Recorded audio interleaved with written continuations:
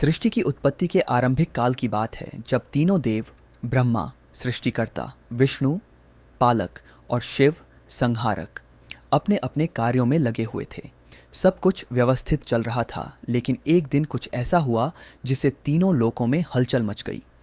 एक बार भगवान ब्रह्मा और भगवान विष्णु में एक गहन विवाद छिड़ गया। ब्रह्मा ने कहा, मैं सर्वोच्च हूँ, मैंने यह ब्रह्मांड रचा है, मेरी इच्छा के बिना कुछ भी उत्पन्न नहीं होता।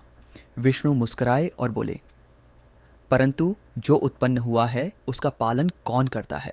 सृष्टि तब तक नहीं टिक सकती जब तक कोई उसका संरक्षण न करे, इसलिए मैं सबसे श्रेष्ठ हूँ। यह बहस बढ़ती चली गई। ब्रह्मा का चेहरा गर्व से दमकने लगा और विष्णु का स्वर भी गंभीर हो गया। यह टकराव इतना तीव्र हो गया कि देवताओं, ऋषियों और गंधर्वों में भी चिंता फैल गई।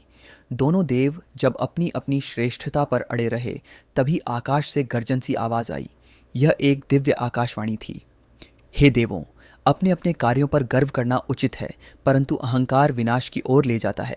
यदि तुम दोनों यह जानना चाहते हो कि कौन श्रेष्ठ है, तो मेरी परीक्षा को स्वीकार करो। अचानक उनके सामने एक चमत्कार हुआ। एक विशाल अग्निस्तंभ प्रकट हुआ। यह अग्नि का एक विशाल और असीम स्तंभ था, जिसकी न तो कोई शुरुआत दिख रही थी, न ही कोई अंत। यह स्तंभ आकाश को चीरता हुआ ऊपर जा रहा था और धरती को भेदता हुआ नीचे चला गया था। फिर एक दिव्य स्वर गूंजा, जो इस अग्निस्तंभ का सिरा खोज लाएगा वह सबसे महान कहलाएगा। ब्रह्मा जी ने तुरंत हंस का रूप धारण किया और स्तंभ के शीर्ष की ओर उड़ चले। वे आकाश की ऊंचाइयों को पार करते गए। ब्रह्मलोक, देवलोक, महरलोक को पार कर वे और ऊंचाई पर पहुंचे, परंतु उन्हें स्तंभ का कोई अंत नहीं दिखा। वे उड़ते गए, सहस्त्रों वर्षों तक उड़ते रहे।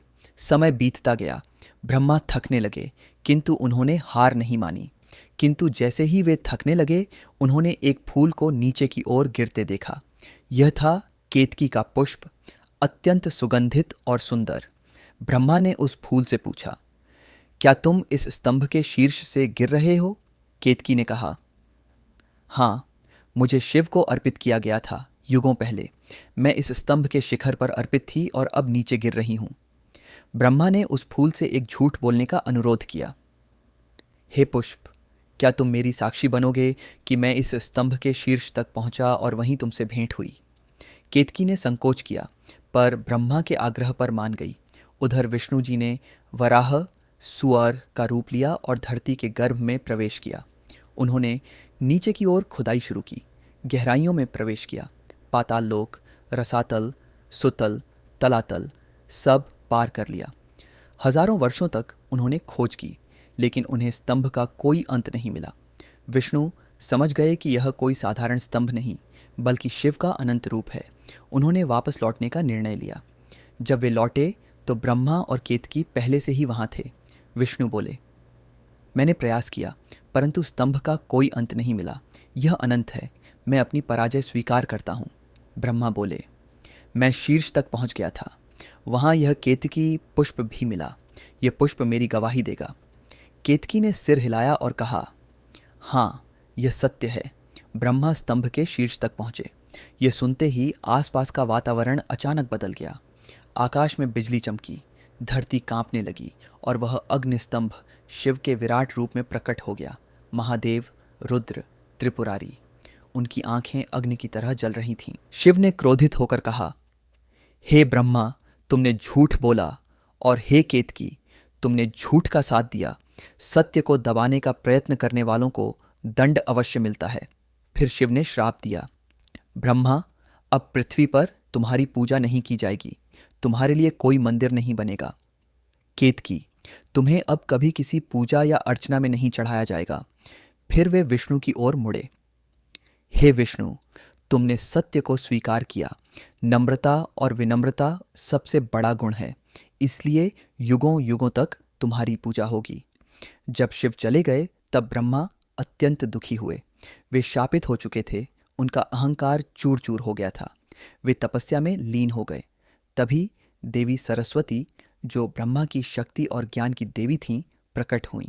उन्होंने ब्रह्मा से कहा, हे प्रभु, आपने जो किया वह अहंकारवश हुआ, लेकिन अब आप पश्चाताप कर रहे हैं। यह भी एक प्रकार का ज्ञान है। मैं सदैव आपके साथ रहूंगी क्योंकि आप सृष्टि के मूल कारण हैं।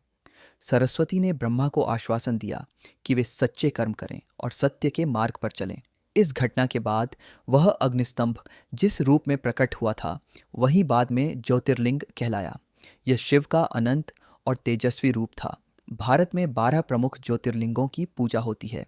वे इसी अग्निस्तंभ की स्मृति हैं जो शिव का निराकार अनंत रूप है।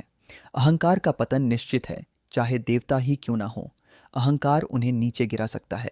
सत्य और विनम्रता की विजय होती है। विष्णु का शांत और सच्चा आचरण उन्हें सम्मानित करता है। झूठ का साथ कभी मत दो। केतकी पुष्प को केवल एक झूठ के कारण हजारों वर्षों के लिए अपवित्र मान लिया गया।